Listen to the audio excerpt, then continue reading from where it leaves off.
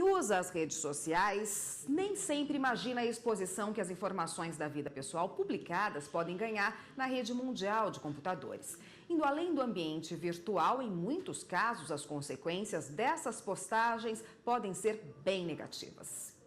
Computadores, celulares e tablets. É por meio destes equipamentos que, segundo a Organização das Nações Unidas, hoje 3 bilhões e 200 milhões de pessoas em todo o mundo estão conectadas à internet. Antigamente eu era bem viciado mesmo, passávamos o dia todo, pra falar a verdade, né? Quase 24 horas. Trabalho com telefonia, então é constante o uso, né?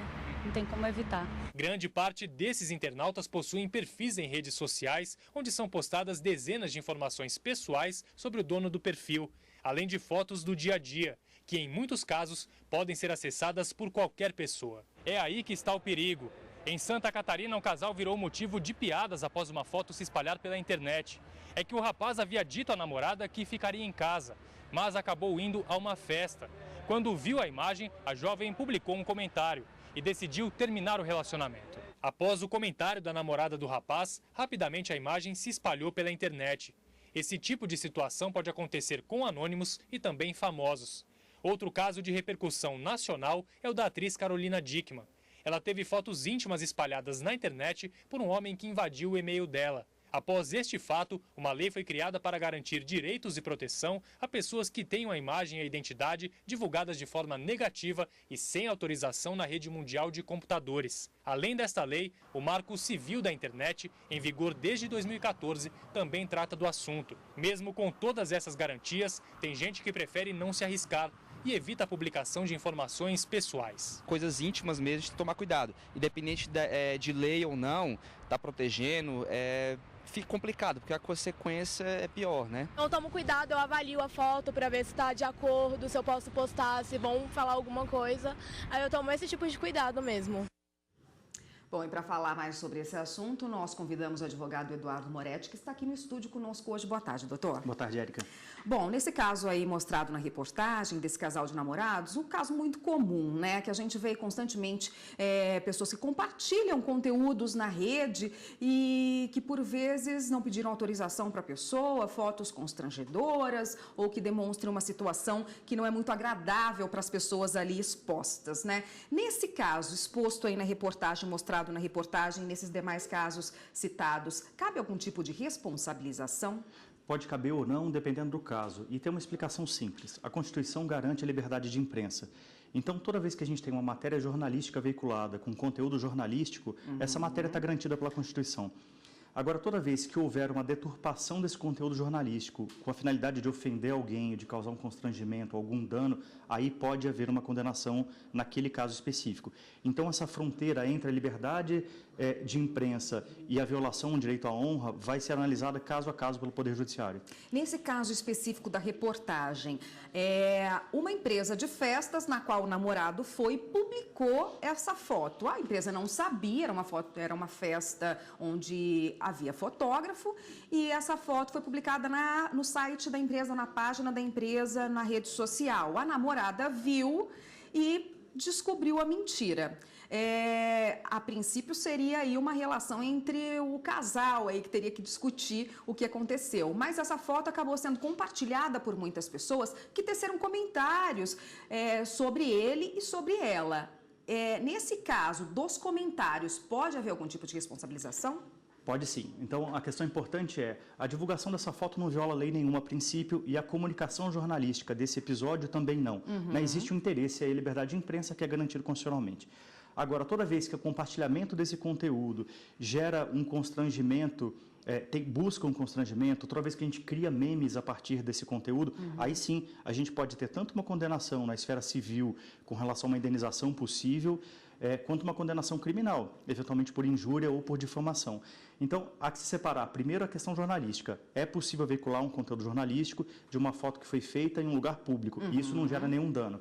Agora, comentários replicados de forma jocosa, com o objetivo de criar um constrangimento, e os memes criados, podem sim gerar condenação, tanto na esfera civil quanto criminal. Quer dizer, o jornal que faz uma reportagem sobre o destaque, essa foto que viralizou, não está cometendo nenhum tipo de crime, porque está informando que existe esse tipo de comentário na internet. Mas a pessoa que publica lá na sua página pessoal e comenta, pode estar cometendo. Exatamente. Então, o jornal, com interesse de divulgar esse conteúdo jornalístico, esse fato e repercutir ele, não comete crime nenhum. Repercutir esse comentário por cada um dos usuários não significa que vai estar acontecendo um crime. Mas se essa repercussão, se esse post, se esse comentário for depreciativo, for injurioso ou for difamatório, aí sim a gente pode ter um crime e pode ter uma condenação. Se uma pessoa estiver no ambiente público, seja na rua ou em qualquer lugar onde haja uma aglomeração de pessoas, e hoje em dia todo mundo tem um celular que tira fotos e, porventura, aí essa pessoa foi flagrada nesse local, às vezes não cometendo nenhum tipo de abuso, às vezes simplesmente ali, depende da autorização dela para que essa foto seja publicada em algum lugar ou não? Ela está num lugar público e isso pode ser feito? Não depende de autorização prévia, então toda vez que a pessoa estiver no local público, é possível que essa foto seja publicada por qualquer veículo de imprensa sem dificuldade. Diferente da pessoa estar dentro de um local privado, dentro da residência, na piscina da casa, num lugar fechado, e eventualmente um fotógrafo conseguir captar essa imagem externa de um ambiente privado interno. Isso sim pode gerar uma condenação, tanto na esfera civil quanto criminal, dependendo do caso. Mas se a pessoa estiver num local público, não há que se falar em condenação, não há que se falar em nenhuma ilegalidade. A internet, hoje em dia, ela está mais segura depois do Marco Civil da internet, até dessa lei Carolina Dickmann, né, que a atriz teve as fotos divulgadas na internet, retiradas do seu computador pessoal. Ficou mais seguro, ficou mais fácil de descobrir quem é o ator, mesmo que se esconda por trás do anonimato?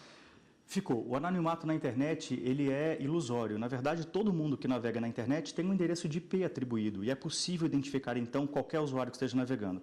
A internet é mais segura hoje, após o Marco Civil. O Marco Civil foi uma lei profundamente debatida, é muito madura e é uma lei muito competente, é uma lei muito adequada.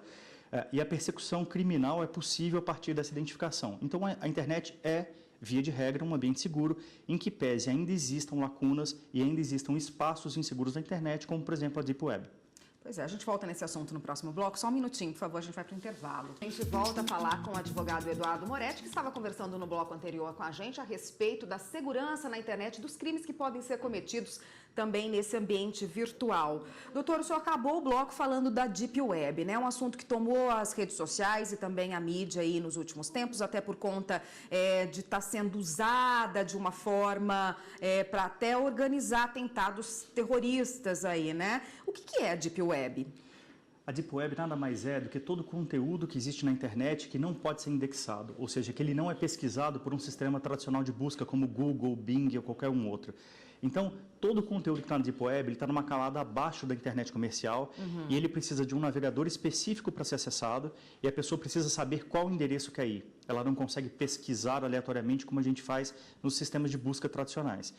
A Deep Web, como demanda um navegador específico para acessar, e esse navegador cria um filtro, uma barreira entre o IP original da pessoa e o IP que é divulgado para navegar na Deep Web, ela cria um obstáculo a mais para a identificação do usuário pela justiça. Então, todos os IPs que estão navegando na internet normalmente, quando passam a acessar a Deep Web, sofrem uma máscara. E essa máscara dificulta a identificação do usuário.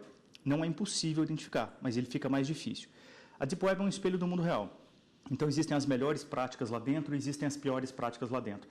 Então, desde pesquisas científicas que transitam pelo mundo, desde estados totalitários que controlam a internet e impedem a mídia de divulgar a violação de direitos humanos, e os jornalistas conseguem utilizar a Deep Web para soltar esse conteúdo para o mundo, que são o lado positivo, quanto tráfico de drogas, de armas, de mulheres, pedofilia e crimes acontecem lá dentro.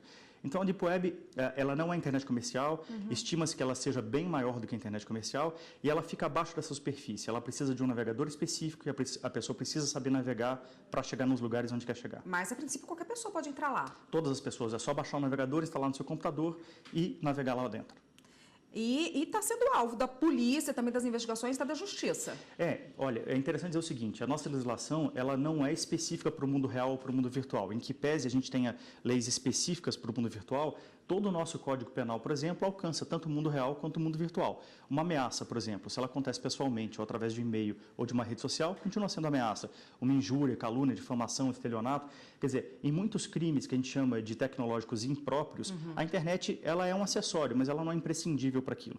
Então, o Código Penal de 1940 alcança a internet como um todo, alcança o mundo real e o mundo virtual e alcança a Deep Web. A dificuldade é para as autoridades públicas conseguirem fazer a identificação desse usuário nesse nível, nessa camada mais profunda, por causa dessa barreira de identificação de IP que dificulta um pouco o processo. WhatsApp, né? Os bloqueios de WhatsApp aí, recentes, feitos pela Justiça, depois derrubados também pela Justiça, que também tomaram uma dimensão aí, todo mundo comenta esse assunto. Um conteúdo publicado numa rede social como este, de mensagens instantâneas de pessoa para pessoa ou em grupo, que tenha conteúdo criminoso de fotos íntimas, o autor pode ser identificado e é possível suspender esse aplicativo? É possível a identificação, mas as empresas têm se negado a fazer essa quebra de sigilo, alegando que a encriptação ponta a ponta impede a identificação desse conteúdo. O que acontece é que há uma divergência profunda entre especialistas. Parte defende a impossibilidade de suspensão de serviços como WhatsApp e parte defende a possibilidade. Eu sou adepto da parte que defende a possibilidade porque a legislação brasileira prevê interceptação telefônica e telemática em caso de quebra de sigilo. Ora, se a decisão judicial determinou a quebra de sigilo, a gente não pode ter um serviço que se recuse a quebrar o sigilo. Nesse sentido, como medida cautelar, civil, criminal ou através do marco civil na internet, é possível que um juiz suspenda esse serviço, mesmo que temporariamente. A dúvida é se essa medida é proporcional ou não, porque ela afeta milhões de pessoas que usam o serviço. Isso há que ser discutido e amadurecido pela jurisprudência, mas, no meu entender, é possível legalmente fazer a suspensão. Tá ótimo, doutor. Obrigada pela participação. Eu conversei com o Eduardo Moretti e conversou com a gente hoje a respeito da segurança na internet, das leis que regem esse meio virtual e também dos crimes que podem ser praticados e como descobrir o autor. Obrigada, doutor, pela participação. Até uma próxima. Até uma próxima.